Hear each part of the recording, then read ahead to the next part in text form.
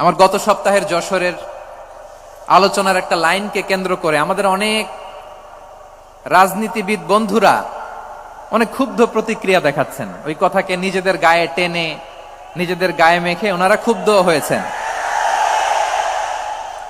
প্রিয় ভাইয়েরা, আমি বলেছিলাম যে একদল খেয়ে গিয়েছে, আরেক দল খাওয়ার জন্য রেডি হয়ে আছে। তো এখানে কি আমি কোনো দলের নাম বলেছি? বাংলাদেশে 48টা প্রায় নিবন্ধিত রাজনৈতিক দল, কোন দলের নাম আমি বলিনি।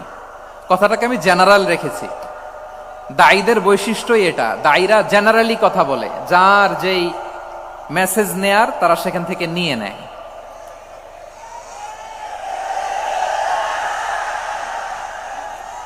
তো কোন দল এটা নিয়ে কোনো কথা বলল না, আপনারা এটাকে নিজের গায়ে যে মাখালেন, এটা ঠিক হয়নি।